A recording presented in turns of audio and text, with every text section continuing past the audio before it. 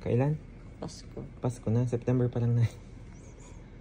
Hindi mo na ito upot pa kainin mo. Huwag tatawa. Tara, upo. Ano na nangyayari sa akin? Pinaturukan kita. Oo. Kasi nahilo ka. Kailan? Nung 15.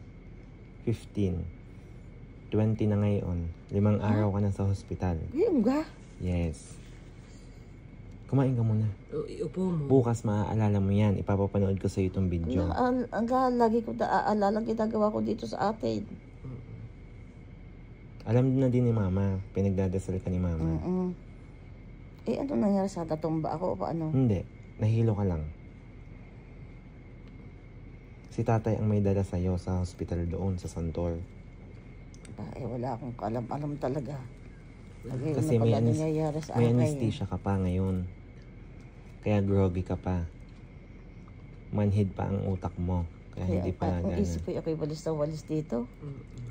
Utility ka na dito sa hospital? Sa atin. Kala ko sa hospital. Kala ko utility na eh. Kanina naki-birthday yan. Ngayon, Nagwalis. utility. Huwag kang tumawa na eh. Ikaw ba? Iupo mo. Nasasubuan ko na.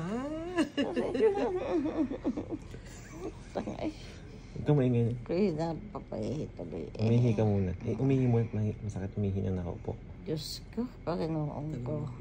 Ibig sabihin, ilang araw na pala kung ganito. 5, inay. Ha? Diyos ko. Sabi ko. May susugod na yung mamaya. Hindi nga. May mga video na pag gumaling ka, ipanoodin mo yung mga vlog. Gusto mo mapanood ang vlog. Ano nangyari sa akin na Gusto hindi mo ko alam. papapanood ko sa'yo ang vlog para alam mo. Iuna mo munang upo.